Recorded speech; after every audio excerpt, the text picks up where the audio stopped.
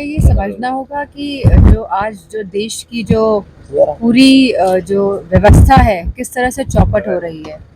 और लगातार जहाँ हमारा युवा की जो आबादी है वो लगातार बढ़ती जा रही है, और जहाँ कोई भी युवाओं के पास नौकरी नहीं है, और जहाँ महंगाई कहीं ना कहीं लगातार बढ़ती जा रही है।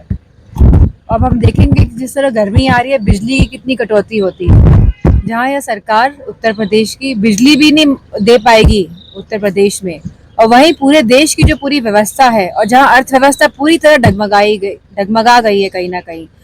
ना कहीं ध्यान भटकाने की राजनीति के तहत इस तरह की भाषा और परिभाषा कही जा रही है। हमें यह समझना होगा और जानना होगा कि इन लोगों की जो भावना है, जो भारतीय जनता पार्टी की जो भावनाएं हैं, बहुत ही हीन किस्म की हैं, और ये कभी भी किसी भी समाज का उत्थान नहीं चाहते हैं। यह पूरे देश को लड़ाई में फंसा के उलझा के रखना चाहते हैं, जिससे कि देश पे शासन कर सके। योगी आदित्यनाथ ने पीडीए की नई मीनिंग गढ़ी। उन्होंने बताया है कि प्रोडक्शन हाउस ऑफ दंगई एंड अपराधी, पीडीए को बताया है। अगर हम जिस तरह से परिस्थितियां हैं उत्तर प्रदेश की,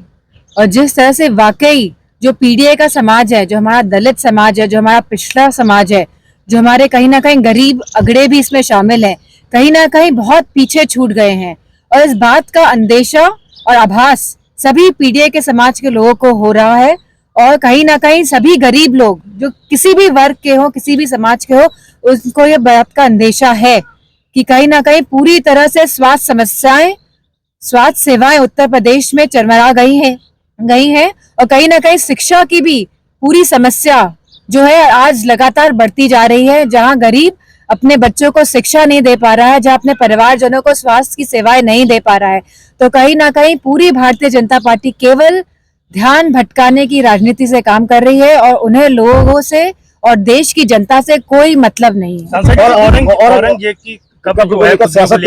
तेज हो गई है। हिंदू जैसे जैसे चुनाव आएंगे पास और नजदीक, इस तरह की सियासत बढ़ती जाएगी, क्योंकि यह जो इनकी जो भावना है, ये विभाजन की नीति और नीयत से काम करके सत्ता में बने रहना चाहते हैं। लेकिन मुझे खुशी इस बात की है कि उत्तर प्रदेश का नागरिक और हर जो मतदाता है वो अब जागरूक है, वो इनकी यह बातों को समझ रहा है। यूपी सरकार ने होली के त्योहार को देखते हुए मस्जिदों को ढकने की बात कही थी, आदेश लागू किए थे। कैसे समझते हैं, देखती हैं इस आदेश को? हमें ये समझना होगा कि ये लोग नहीं चाहते कि समाज में सौहार्द रहे, ये लोग नहीं चाहते हैं कि लोगों में विश्वास बना रहे, ये लोगों के विश्वास को तोड़ना चाहते हैं, और कहीं ना कहीं पूरे भारत को भी कहीं ना कहीं इस तरह की भावनाओं से क्षति पहुंचाने की पूरी कोशिश कर रहे हैं।